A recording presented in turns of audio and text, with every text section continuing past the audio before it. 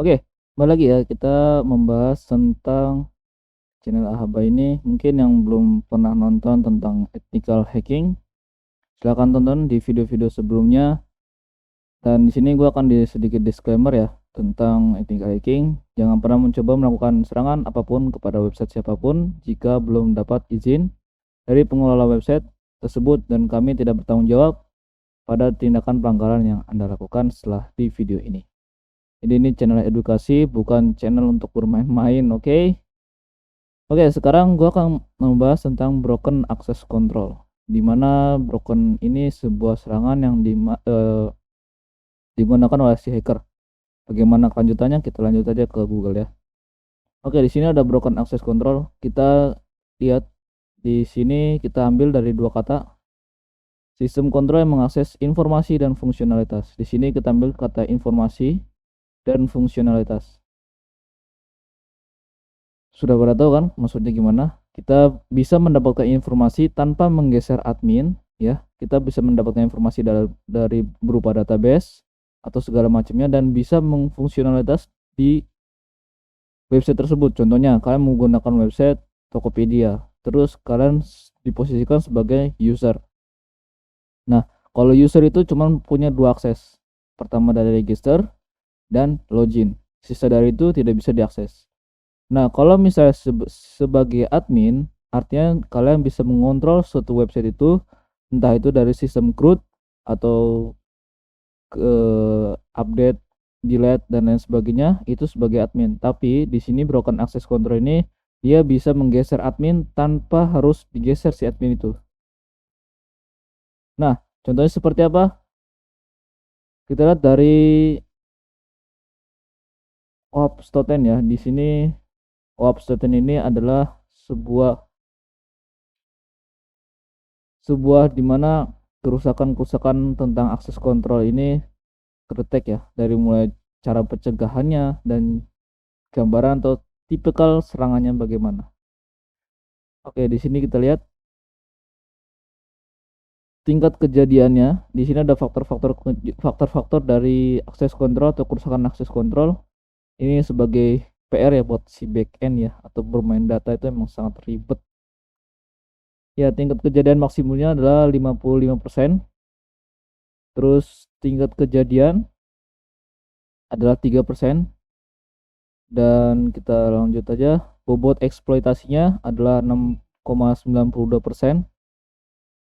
Dari total kejadian seluruh faktor dari kerusakan akses kontrol adalah 318%, 487%. Dan di sini adalah total kejadian dari akses kontrol. Dan di sini kita lihat bagian deskripsinya. Akses kontrol dapat menetapkan sebuah peraturan yang dimana user tidak dapat melakukan sebuah akses di luar permission yang digunakan kegagalan. Hal ini mengakibatkan pengeluaran informasi yang tidak diizinkan, memodifikasi, penghancuran, dan semua data atau pemberlakuan sebuah bisnis di luar limit user. Nah, di sini kita bisa ambil kata modifikasi dan penghancuran. Kalau kita lihat dari sebuah user itu tidak bisa memodifikasi ya, modifikasi kecuali dikasih permission dari si admin tersebut.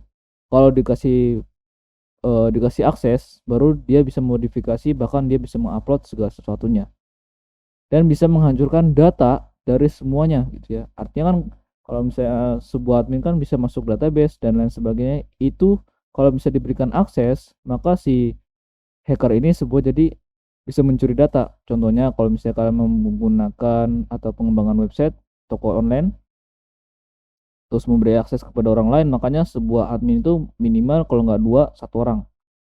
Kalau yang dua ini ya, satu orang ini biasanya bisa memanage satu sistem itu. Oke, terus dia melewati pengecekan akses control ini memodifikasi URL, internal aplikasi state atau HTML page ya. HTML page ini yaitu Hypertext Markup Language ya, dimana di sini kalau misalnya kalian membuka suatu website itu kan canvas dari website itu kan HTML.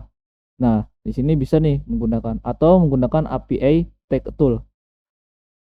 Nah, API ini adalah sebuah akses, mungkin di video sebelumnya udah pernah gue bahas juga tentang front end, back end dan API. API ini adalah aplikasi programmer interface yang dimana satu hubungan dari back end dan front end. Tetapi beda lagi dengan attack tool. Artinya di sini dia menggunakan tool yang bersifat API, yang cuman kayak misalnya Postman atau apa tuh, banyak banget ya tentang tool-tools dan yang menggunakan API. Oke, terus caranya oh ini sini nih. Di sini ada force browsing. Dia di sini bisa mengakses API dan tidak memiliki akses kontrol untuk post, put dan delete. Yang sedikit gue jelasin. Kalau admin biasanya menggunakan akses ini, bisa menggunakan akses ini karena dia menggunakan ya, dia mengembangkan, dia juga memanage. Tetapi kalau si hacker, dia bisa menggeser admin tanpa harus diketahui si admin, padahal posisi dia udah digeser gitu ya. Tetap dia bisa mengontrol si admin itu, tapi si hacker ini bisa juga mengontrol dari mulai push, delete dan lain sebagainya. Bang, kalau begitu berarti kita sebagai user bisa delete juga dong? Enggak. Delete-nya itu kalau misalnya si user dia bisa mendelete semua orang. Contohnya kalau misalnya di blog itu biasanya ada upload tentang cerita atau segala macam. Nah, dia di situ dia bisa menghapus, cara dia menghapus blog orang gitu tanpa diketahui padahal blog dia udah dihapus. Gitu. Oke, terus di sini ada cara mencegahnya. Cara mencegah ada banyak ya. Yang pertama adalah menolak sebuah akses kecuali public research. Terus yang kedua, melakukan implementasi mekanisme akses kontrol sekali yang digunakan kembali pada seluruh aplikasi sehingga meminimalisir pengguna cross. Mungkin yang cross ini CORS udah pernah gue bahas di video-video sebelumnya tentang ethical hacking juga. Di situ ada berapa playlist ya? 15 atau berapa ya? 14 kalau nggak salah. Terus agar user tidak dapat melakukan create, read, update, delete record secara bebas. Yaitu tadi gue bilang CRUD yang tadi ya. Create, read, update, delete. Terus bataskan yang diperlukan oleh bisnis yang unik pada aplikasi seharusnya dilakukan oleh domain model.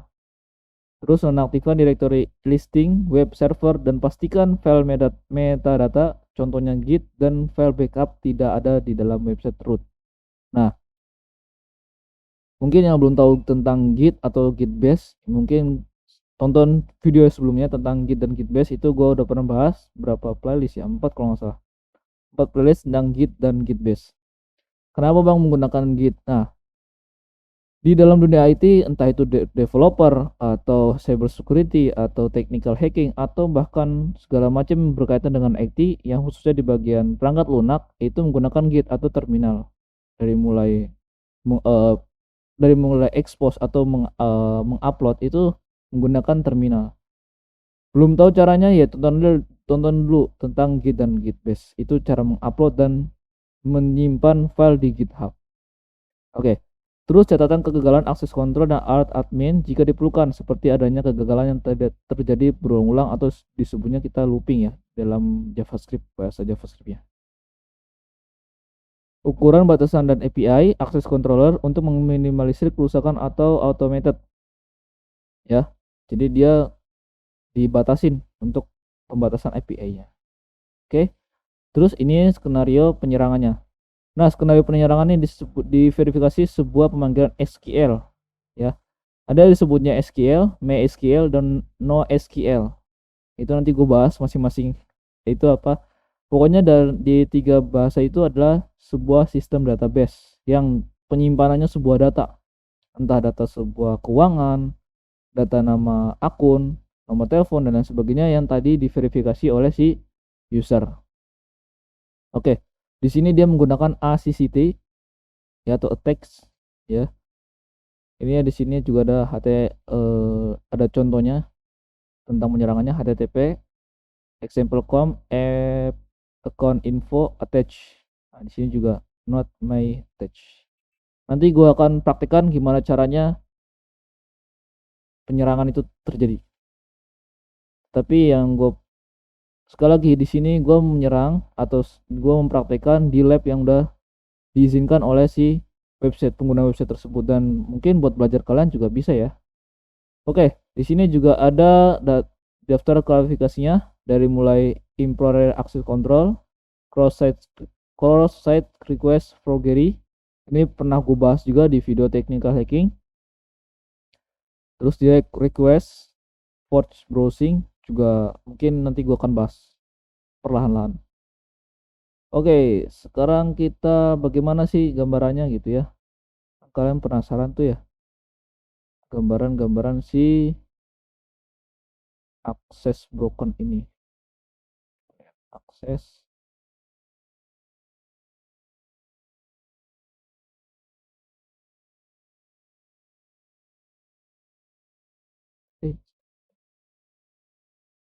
broken access control.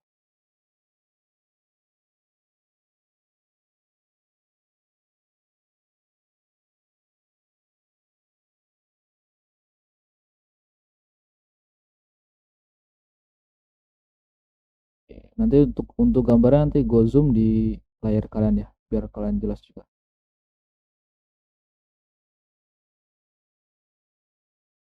Oke, kita lihat gambar pertama ya. Ini sistem broken access control supaya bisa diakses. Yang pertama, kalau di sini ada tiga, ada 1, 2, 3, 4.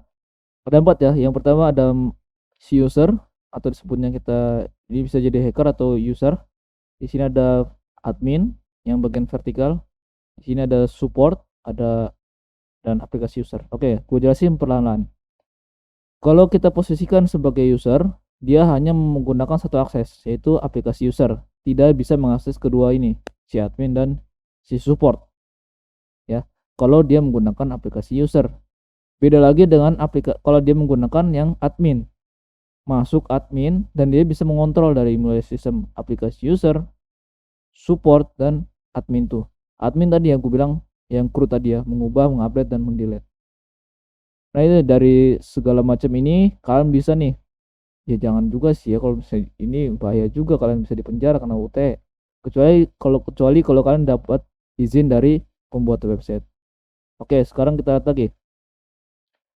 Terus user itu punya dua kriteria yang harus kalian dilewatin sebelum kalian login. Pertama, verifikasi ya, authentication ini. Terus authentication ini ya itulah pokoknya, ini bisa kalian lihat di gambarnya. Ini yang harus dilengkapi oleh si user atau si pemilik, si pendatang baru di website tersebut. Kalau tidak, ini nama kalian nggak akan tercantum ya di aplikasi di SQL atau database-nya. Oke, sekarang sudah paham ya sampai sini ya. Jadi kalau si user hanya menggunakan satu akses doang. Kalau kalian si hacker, kalian bisa menggunakan seluruh akses, termasuk kalian bisa menggeserkan admin tanpa diketahui. Ini hampir sama dengan serangan bukan brute force ya, namanya apa ya? Backdoor ya, serangan belakang gitu ya, serangan codingan. Oke, sampai sini gua rasa udah paham. Sekarang kita langsung ke praktek bagaimana broken access control ini terjadi. Oke, di sini ada apport set admin functionality yang dimana kita harus disuruh menjadi admin tanpa diketahui si admin tersebut ya. Silakan kalian buka Brute Suite-nya. Yang belum tahu, ini Brute Suite adalah sebuah aplikasi yang dimana sebuah hacker atau si hacker ini mentesting segala website ya, dari mulai phishing segala macam, di sini semua tertera. Oke, sekarang kita masuk ke Aperture Admin Functionality.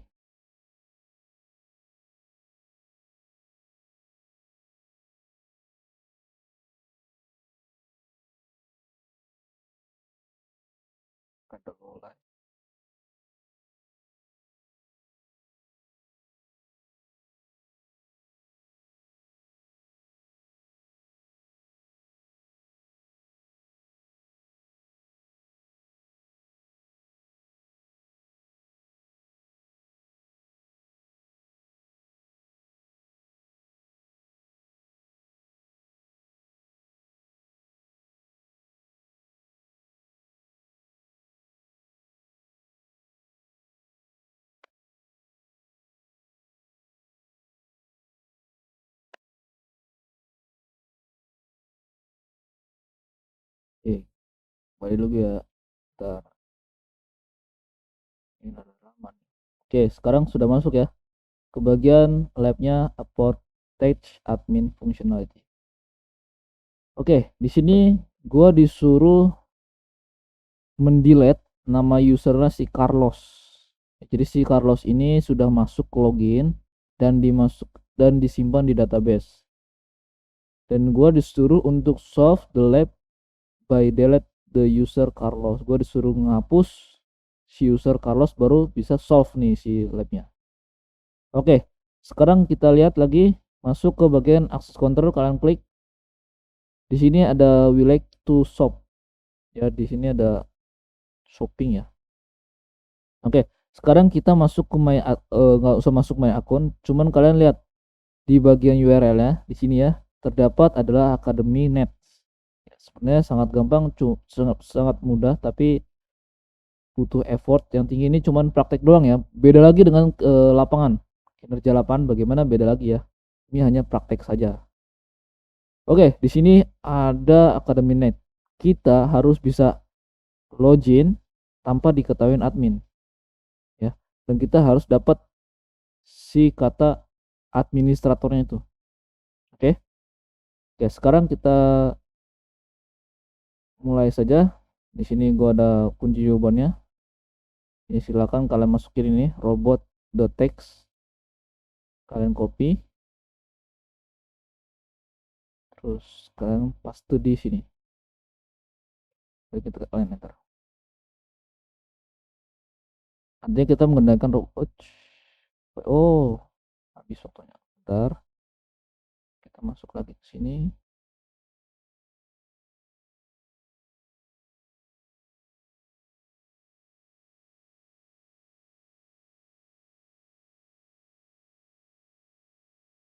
Oke, di sini ya, kita lihat lagi. Di sini kita harus tidak login, tapi kita harus masuk ke bagian admin ya, administrator. Makanya di dalam ini kita harus tahu nih si admin itu dia bergerak bagaimana kita harus menyamarkan admin tanpa kita diketahui oleh si punya website itu. Oke, sekarang kita lihat di sini kita menggunakan robot.txt. Silahkan kalian copy paste saja di sini nih ya, robot.txt, copy, masukkan ke URL sini academy.net, pastikan enter. Oke, kalian lihat di bagian user agent dia ada namanya nih, nanti editor tolong di zoom ya, takut nggak kelihatan.